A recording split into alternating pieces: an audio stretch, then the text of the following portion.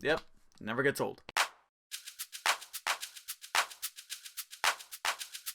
I was thinking about doing it, I made the decision to do it, here it is. You guys asked for it, so I'm bringing it to you. My classic review of Spider-Man 2 released back in June 30th of 2004, which was a release date moved at the very last second by Sony. They intended the movie to come out on, I believe, on July 2nd, which is very kind of around the same avenue that Spider-Man Homecoming is going to be coming out next week. But then they're like, you know what?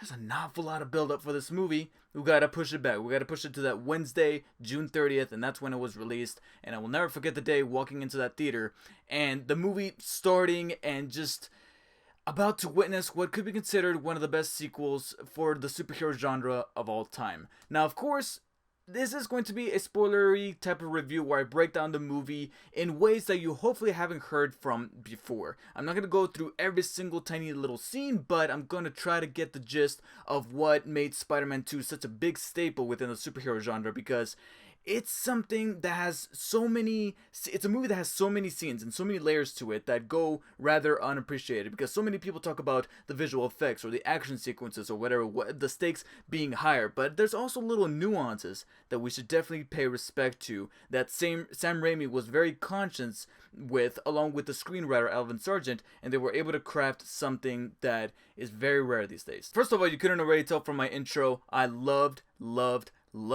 that the movie opened up the exact same way that the first one did, only this time the title sequence is a little bit different. First of all, when you see Spider-Man 2, it's in red, not in blue. It's like Sam Raimi was like, you know what, we did blue, we obviously can't do green because we can't find green necessarily in the color scheme of Spider-Man, let's do red this time. So that's what they did. They had the little 2, and then they took a different approach with the main title sequence by having an awful lot of lines interweaving along with these beautifully drawn paintings that recap certain moments from the first movie, and that is awesome because it does two things. It reminds you of how awesome that first movie is, while at the same time keeping up with the same motif that first opening title sequence had, which is to make sure that you're in for not only a great action movie, a great superhero movie, but also a great superhero sequel. Then the movie starts, and here is where I can bestly summarize like the first 30 minutes of the movie. I even checked the clock at this point. The first 30 minutes of this movie is nothing but just shit piling on Peter Parker, and I love that. Why? Because it's a relatable thing for a sequel to do, because most of the time certain sequels, mainly in the superhero genre, show you how these characters have been doing between the gap of the first movie and the second movie, and more often than not, it's not necessarily the most circumstantial one. Like, they've been doing this thing for quite some time.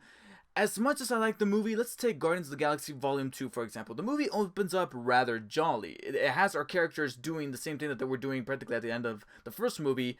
There's really no humongous circumstance necessarily. Sure, these characters are still trying to get to know one another because it only takes place months after the first one, so there's no humongous development. This movie seemingly takes place a little bit before the 2-year mark at the end of the first Spider-Man movie, and it shows that even though you are a superhero with superhuman abilities and also like these powers that are otherworldly, you're able to swing from building to building, practically fly, and also have this humongous load of strength, and all of your imperfections have been cleared, at least all the physical ones.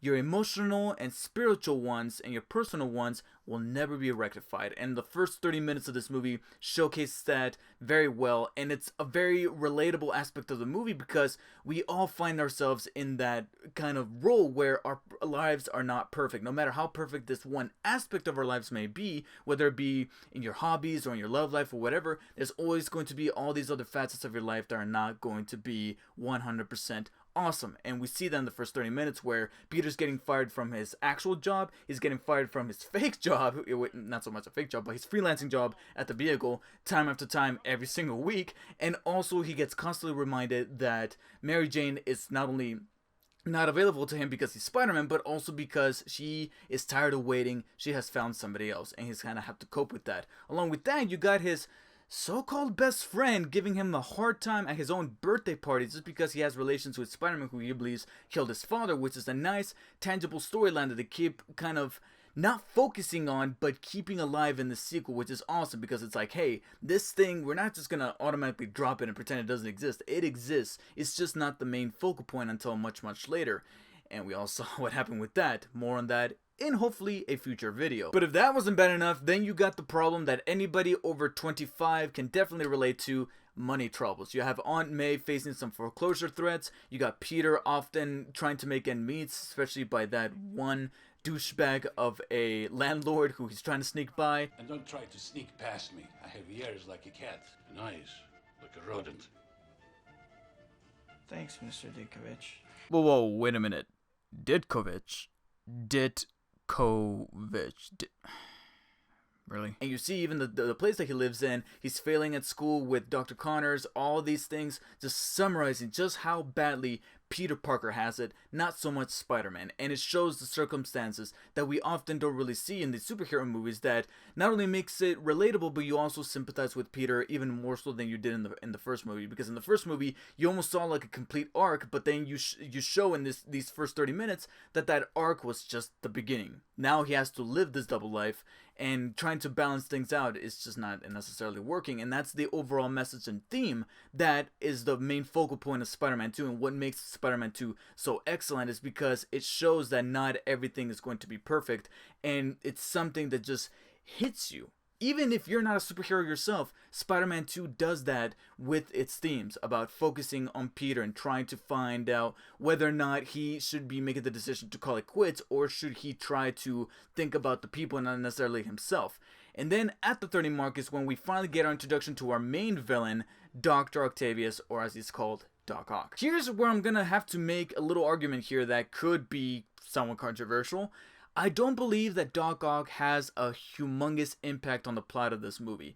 Don't get me wrong, he is probably one of the best villains I have seen, not only in a Marvel movie, even if this is not part of the cinematic universe, but a superhero movie overall. Doc Ock, played by Avril Molina so perfectly, is awesome in this movie because he's one of those villains that's given an arc that is sympathetic, you feel for him. And what makes him awesome is that even though you get the scene where you have the traditional freak accident that converts our mild-mannered man into a superhuman, tortured soul of a villain, is that even though that entire sequence is very awesome to witness, it was really well done with the death of his wife and then him getting the tentacles fused onto him. What's awesome is that this is not actually the first time we see Dr. Octavius. In any other superhero movie, that would have been the first time that we see him. No, we actually had a normal, quiet scene with the main villain that he also happens to share with our main hero. How many times do we see that, where we have our two characters talking to one another like they're cool? Except maybe the only other occasion that I can kind of think of is maybe The Dark Knight, and I'm not talking about the Joker, I'm talking about Harvey Dent in that movie. That was, in my opinion, the last time between Spider-Man 2 and now that I've seen two characters kind of talk to one another, not as superhero and supervillain, but just as two people who are trying to make a difference. And here it's from a scientific level where Peter has dinner with Otto Octavius and his wife, and they're just having a very human and normal conversation. These are two characters that are going to be donning on costumes, mechanical arms, and going at one another, and they're fighting it out. Kind of brings me back to how we were in that first movie, where we were having conversations between two characters that are going to be fighting each other later down the line, like between Peter and Green Goblin. But we focus on the human element first, and I love that Sam Raimi and the writer were able to focus on that in Spider-Man 2 as well, and I just drop it completely because it worked there. Why wouldn't it work here? And they do it very well with that dinner scene. But as Dr. Octavius gets transformed into Doc Ock and he gets influenced by the sentient beings that is his arms, which have a mind of its own, it's clear that Sam Raimi looked at this character and from day one, knew what type of approach he wanted to take with Doc Ock. And he wanted to retread back to his old horror movie roots with Evil Dead and all those type of movies. And you can clearly see it frame by frame every time Dr. Octavius or Dr. Octopus is in this movie. Especially from one of the most pinnacle scenes in this movie that I don't think even the Marvel Cinematic Universe would dare to try to emulate in the most recent movies. And that is, of course, the hospital scene, where it's straight up a horror movie. It ceases to be a superhero movie. It's a horror movie. It's clear cut, and I can watch that scene over and over because there's so many moments where Sam Raimi is just having the time of his life, creating shots where you see a shadow of a woman go, ah, as the tentacle goes towards them, or you have Evil Dead references with the chainsaw. It's a spectacularly well choreographed scene, well edited scene that I think people who want to study horror can actually look at. Yeah, a movie that's called Spider-Man 2, which is supposed to be a superhero movie, has a scene that can be studied from a horror angle. And that's awesome. And that's also the perfect way to kind of demonstrate how powerful these tentacles are and how they kind of have an influence on Dr. Octavius that makes him a powerful monster and also a powerful villain for Spider-Man to go up against. And you still see beats of that happening throughout the movie, even though it starts to meld back into its superhero mold. You still have shots of walls shaking a la Jaws. It's almost like Jaws, like you almost feel like you're gonna listen in the background, composed by Danny Elfman, or something like that. Especially later on, where he's either climbing up a building and the woman's screaming at the top of her lungs, or Harry starts to feel the shaking of the leaves and he's like, "What the hell is that?" And we get that jump scare.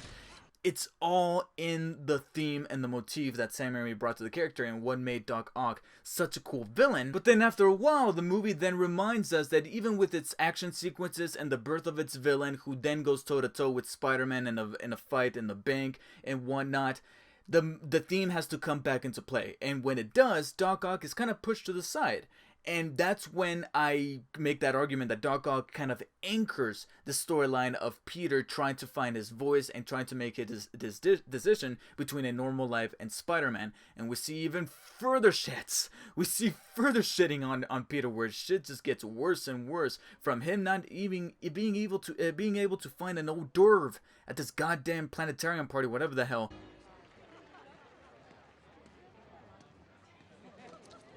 And Peter has this look on his face like, I'm gonna cut a bitch for food. But then Harry's being an even major douchebag who, but I don't know what it is, but there's something about Harry in this movie that, you know, he's often referred to as the best friend. He refers to Peter as his best friend.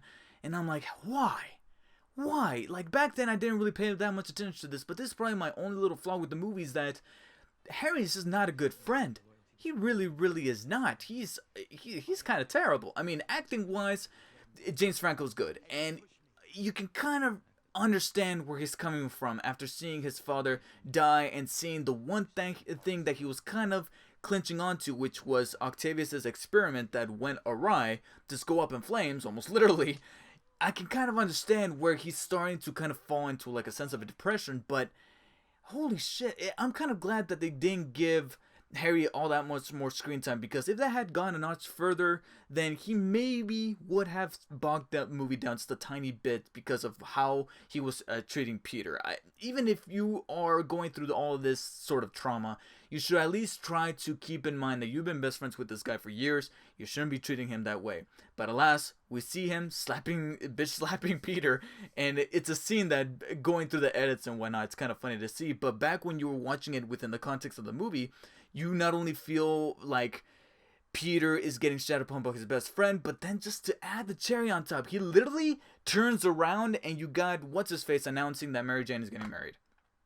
And oh my god, it's just going through the motions of how Peter is getting pushed further and further into making this decision. And just to add insult to injury, his powers are not working anymore, and that's just a physical embodiment of how Peter's losing focus. And one of the things that makes the sequel cool, because it touches a superhero element that I think is relatable, not only because we all have our problems, like I mentioned at the beginning of this video, but also because this is something that if we were to put ourselves in that role of being a superhero, whether it be Spider-Man or Superman or whatever, we would all have that moral dilemma. And with Peter, it's more about the social interactions that we have, whether it be trying to find a girlfriend or trying to find the courage to ask that girl next door out, or trying to balance things out with your best friend. Because even though we don't have exactly the same storyline here of having being accused of being responsible for our best friend's father's death,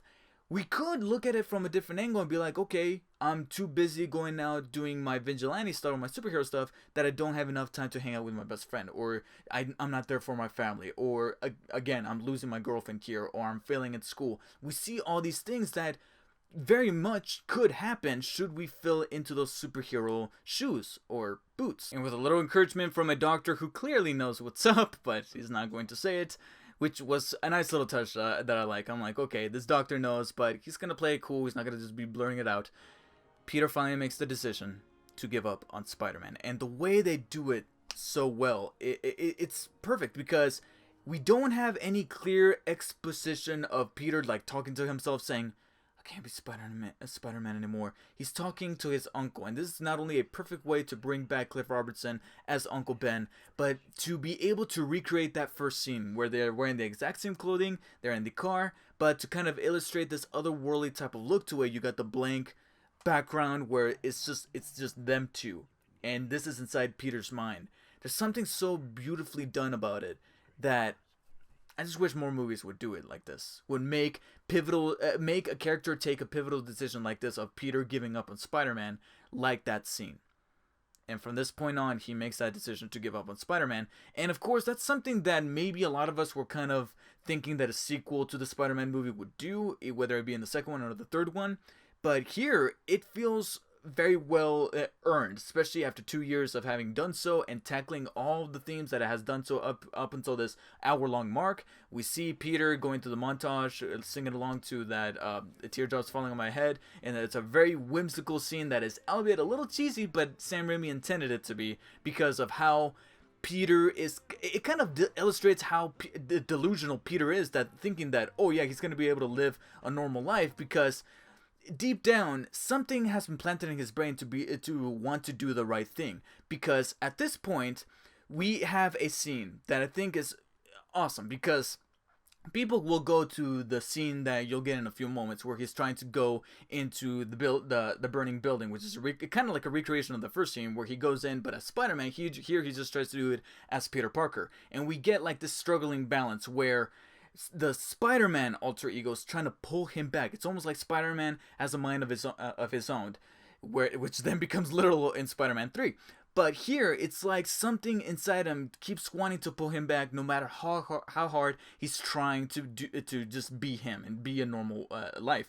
But it is through this one scene that's very, very quick that shows just how potentially selfish his decision was, where we start to kind of go back to the times of Star Trek with Leonard Nimoy saying the needs of the many outweigh the needs of the few.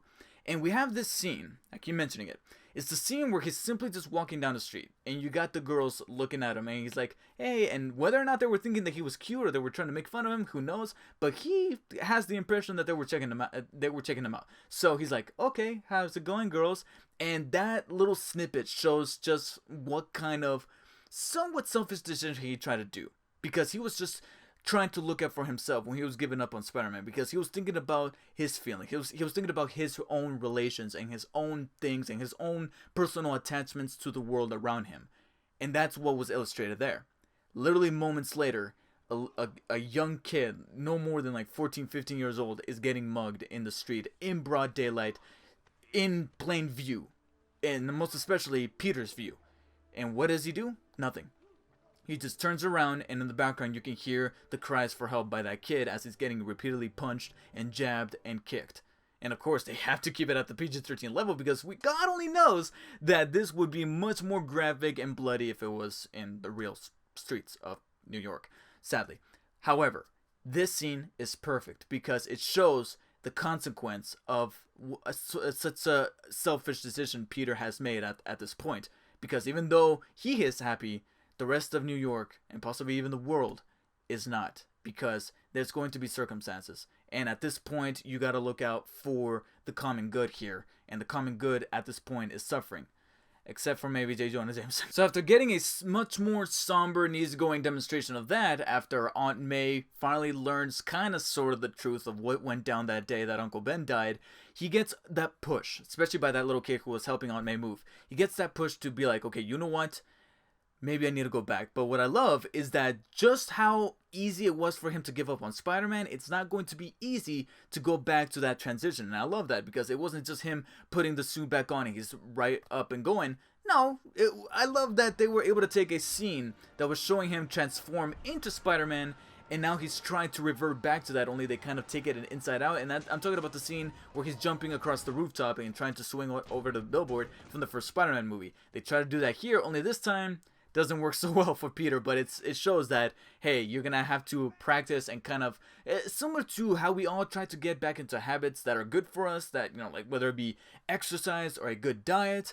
you gotta ease into it. You can't just immediately go onto it. Although, maybe you can. Who knows? Everybody's different. But Peter is definitely going to need some sort of practice to bring back this balance that has been imperfect up until this point, that was shown in a much more morbid fashion earlier with that burning building fire scene, where he was able to save one kid, but sadly another died in the 4th floor that he completely did not know about. And I love that imperfection of him trying to go back to that Spider-Man, or at least I do now, because it is at this point where 13-year-old me back in the movie theater of 2004 was getting just slightly bored. Because at this point we have been without a good Spider-Man scene for a good while, like almost between 30 to 45 minutes of no Spider-Man and all this human drama that back then was okay, but it wasn't like the main thing that I was attracted to. Now I look at it as a good way to create character building and to be able to layer this movie more so than any other superhero sequel would do. So at this point, the screenwriters became aware of that, and hey, look at that, it's time to bring Doc Ock back. Doc Ock finishes his machine, he makes a deal with Harry to get some more tritium.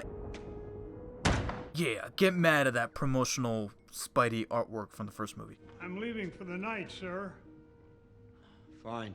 Your father only obsessed over his work. Good night, Bernard. Yeah, fuck you, Bernard. Bernard? Isn't it supposed to be Bernard? And he kidnaps MJ in order to lure Spider-Man out. And this leads to the one scene that made me super fucking hyped back in 2004. Because after going through like 30 to 45 minutes of no Spider-Man, seeing that newspaper flash against the screen and having Spidey literally burst through it, which was a very nice stylized decision by Sam Raimi. I remember having goosebumps then of having Spidey swing, going over to fight Doc Ock, and I still have those goosebumps now back to watching the movie. And being that at this point we're already an hour and a half into the movie, it's time to just stick with Spider-Man. There's no point in trying to go back to Peter Parker because we're late in the game. It's time to bring on the action sequences, the fights that we were hoping for between Doc Ock and Spider-Man on a higher level where the stakes are high, so many cool moves, so much special effects, and that's precisely what we get for like the remaining 30 minutes of this movie leading up to the climax. And because that's the case, here is where I'm going to stop the review a little bit and talk about very briefly the new release of the movie that wasn't necessarily that much recent. In fact, it's kind of old at this point, but a few months after the DVD release of Spider-Man 2, actually not even a few months, probably like a year or two, we got the Spider-Man 2.1 extended cut of the movie. And it doesn't do all that much to kind of change the facet of the movie, except for maybe make certain shots longer that needed to be cut, or certain bits of an action sequence, especially here during the train sequence or earlier during the bank fight that then led to the fight on the wall where Peter was trying to save Aunt May, but Doc Ock kept getting in the way. There's certain angles and certain shots that were kind of cut from the final release of the movie. They were certain parts that were added to these action sequences where Peter and Doc Ock are going at each other in a much more visceral way, where they're like punching much more knuckle bearing than they were in the original cut, and I'm like, god damn. But there's only two main scenes that were cut from the original theatrical release of this movie that are in the 2.1 release that I want to talk about. First of all, it's the one that everybody keeps looking at and going, why did they cut this? This is awesome. And that's Jonah Jameson wearing the goddamn suit, throwing around in his room trying to pretend to be Spider-Man. I can make an argument for that. I can make an argument for why they cut this scene out of the movie, and that's because later on, when Spidey finally does return and Jonah is getting kind of hypocritical there, finding some kind of fake remorse of pushing Spider-Man away and be like, oh, I didn't see how much of a hero he was. That, it hits sudden switch to being like, he was a thief, a criminal. That switch that is very hilarious wouldn't be that much of a surprise if we had seen him wearing that suit prior, because then that kind of spoils the surprise that, oh, he was a huge admirer this entire time, because otherwise why would he be wearing the suit? Why would he want to pretend to be someone that he was despising this entire time, or he thought that he was a mass menace? Seeing it as a form of like a trophy, like, ha, I dispatched him, or I got rid of him, sure. Like him putting the costume up against the wall, that made sense. For him to wear it, that's like a level of affection that is very strange for J. Jonah Jameson, and that would kind of make it clear why the scene would be cut. And then the second scene is not so much a new scene, but an extension of a previous one, Remember when I talked about how Harry was being kind of a douchebag to Peter, talking shit to him at his own birthday party? There's actually a scene in the 2.1 extended cut that kind of fixes this, where Harry kind of walks away, but before we change to the next scene with Aunt May, he actually says what I was thinking this entire time, where he's like, I'm sorry, Peter. I'm telling you this on your own birthday party. I'm so sorry. I'm being a douche. I'm paraphrasing here, but that's pretty much what he's saying. And they both go over to a photo of them in high school with him and Norman Osborn, that like the graduation picture or something like that. I can't remember 100%, but it's something akin to that. And they kind of have like this newfound bond that I'm like, oh, there you go. That's why you keep calling him a best friend. That's why you guys have this relationship.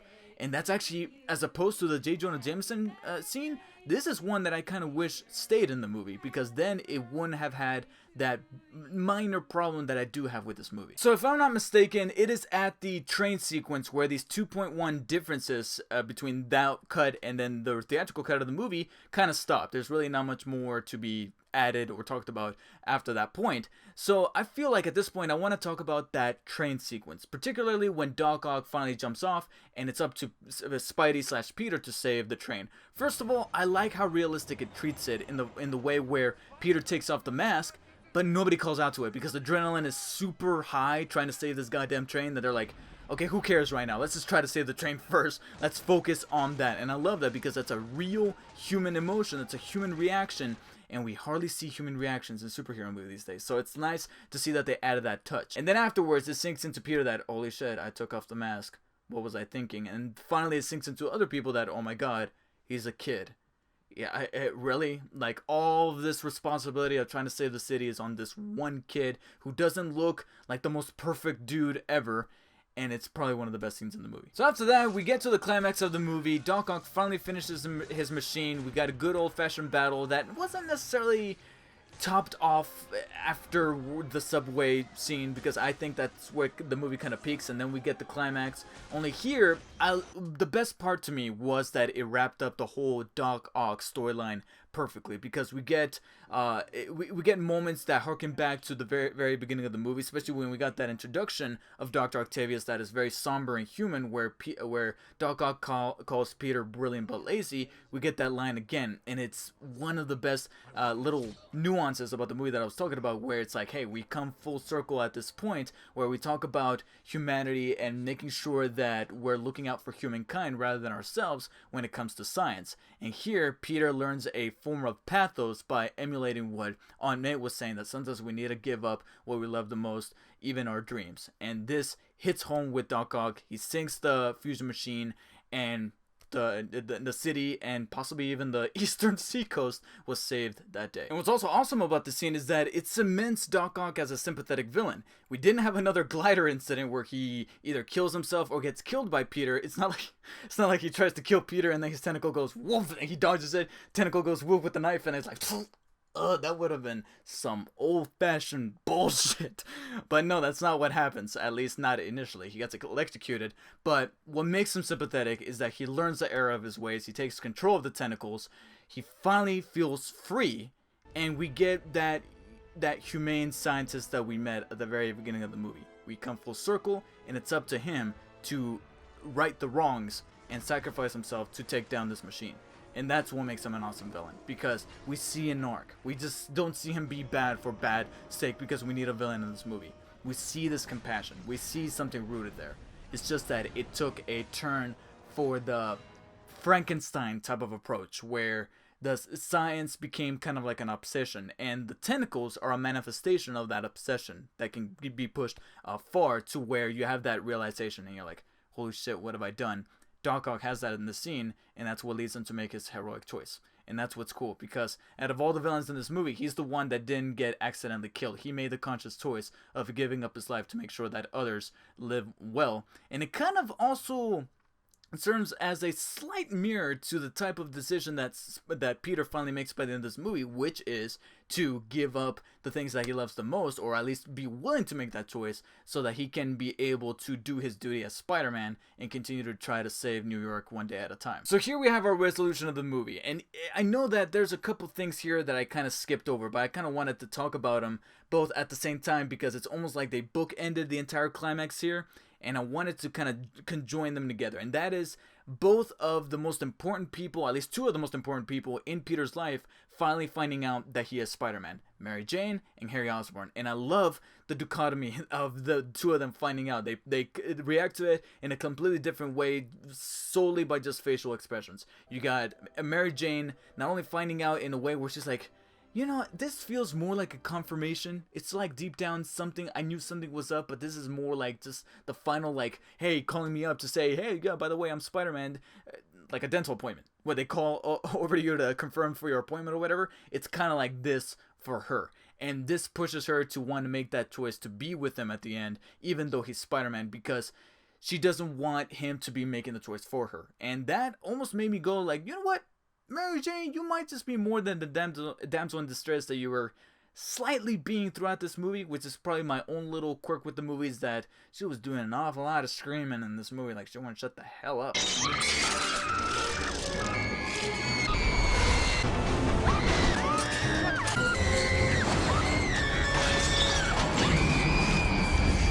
the fuck up! Even when she tried to do something, she did nothing. Like when she picked up that 2x4 to try to distract Doc Ock, and that didn't work at all. It was her making the decision to go like, you know what, let me make my choice. I want to be respected enough. That's what made me go, okay, you know what, you redeemed yourself as a character here, and I feel like you have this semblance of more of a human type of reaction to this revelation that this person that you kind of had a love with is also this superhero that was been talked about throughout the city. Cool, that's awesome. Harry Osborn, not so much, because he's going off the deep end, seeing his father in the mirror, which was a cool cameo by Willem Dafoe, and this kind of leaves things open for what we were hoping to get in Spider-Man 3. Again, video for another time. But I do love that out of the two characters finding out about Peter's true identity, he was the one that they used in a much more blockbustery cliffhanger type of way, but it's one that felt kind of earned, because this entire time, his storyline, again, was pushed to the side, and we were often being reminded by the movie that this plot existed and wasn't going to be dropped, but it wasn't the main focal point, at least until now. So Mary Jane finds out, she accepts Peter as who he is, and they feel like they could live happily ever after, especially with a semblance of how happy Peter can be by having Mary Jane telling him that it's okay to go after whatever is going down with those helicopters or whatever. And this leads us to the final swing, which was one of the best things about that last movie that left me feeling like, wow, we were in for an awesome franchise. And Spider-Man 2 does the exact same thing with a slightly tweaked final swing that didn't feel as stylized, because I felt like Spider-Man was just swinging through the city as opposed to feeling much more, he felt much more free in this one, whereas in the first one he was doing like some kind of acrobatics to show how cool he was as Spider-Man. Here it's more about how free he felt, being able to literally swing into the sunset, screaming at the top of his lungs how free he is and how happy he is that he is with Mary Jane. And this could have been a nice little capper to just end the movie. That little movie literally could have just cut off at Spider-Man swinging off into the sunset, and that would have been just fine. But Sam Raimi was like, you know what? This is a sequel. We made so many choices throughout the movie that were different from what you were expecting, right? Let's do that here. Why not? So instead of ending the movie with the sunset shot, we cut back to Mary Jane. And Mary Jane has this look on her face like, oh boy, I don't know about this. She feels that slight sliver of self-doubt after the decision that she just made. And we kind of feel along with her. Because just that emotion alone is like, yeah, if I made the decision to go with the guy or girl or whatever that we love, that we know is a superhero and is going to have to go off every time that there's a siren, there might be some trouble. We love this person, but we better be prepared for what's to come, for better or for worse. And that final shot of Mary Jane that doesn't just cut off, it fades off with this little musical cue by Danny Elfman that sounds just a tiny bit. It sounds mostly optimistic, but with a slight little nougat of ominous. It's perfect. And it's a perfect thing for the sequel to do right before the credits roll. Guys, that does it for my review, my very in-depth and very lengthy review of Spider-Man 2. I hope you guys enjoyed it. This is definitely one of my favorite sequels of all time that feels very much like the first one, at the same time feels very different from its choices with the story, from its look, changing not only the aspect ratio but also a little bit of the cinematography, which I will admit looked a little strange in some shots, where I feel like there was an overuse of the color pink. I don't know if it's just me. I mean, they did switch cinematographers. Don Burgess was the cinematographer behind the first movie, and now Bill Pope was the cinematographer behind this one. It's like he was tired of using so much green in The Matrix that he was like, you know what, I gotta go with pink. I gotta go with that other color scheme. And every so often, there's a shot where it kind of bothered me just a little bit because it felt like it was very sepia toned, but overall, they nailed what they were intending with this movie, which is to take what was founded in that first movie and just step off of it and try to elevate the stakes, but also elevate the character dilemma that's happening with these characters that we knew from the first movie. Take new characters or this new villain of Dr. Octopus and use that as an anchor to elevate things and to kind of push them on a much more personal manner, and not so much try to create the biggest visual effects or the biggest explosions or the hottest new action sequence, or try to sell the brand new song of the time, at least not until the end credits, like they do once again here. And I love that Spider-Man 2 had the respect and the decency to stay true to old-fashioned screenwriting techniques to be able to deliver an awesome, not only an awesome movie, but an awesome superhero sequel. So please let me know in the comments what are your guys' favorite memories of Spider-Man 2 after 13 years after its initial release. Do you think that the 2.1 extended cut is better than the original, or do you think that it doesn't really make that much of a difference? Please let me know your feedback in the comments below. Make sure you support this video by hitting the like and share button, and also subscribe for future classic reviews that I have down the line, because I do have the intention, for better or for worse, the intention to do Spider-Man 3 and maybe even other older superhero genre-based movies. Ang Lee's Hulk, maybe? Maybe, I don't know. Please stay tuned for that by hitting the subscribe button below. Make sure to follow me on Instagram and on Twitter on @DarkSpiderDavid. I can't talk. I'm winded, guys. But make sure to follow me on there, and also keep in tune with the channel by hitting the subscribe button. And that really does it. And make sure to stay tuned for the Dark Spider David show twice a week, where I talk about all the latest things that are happening with movies, games, TV shows, and all the like. Until next time, guys, take care. I will see you all later. Hey, where are all my comic books? Oh, those dreadful things. I gave those away.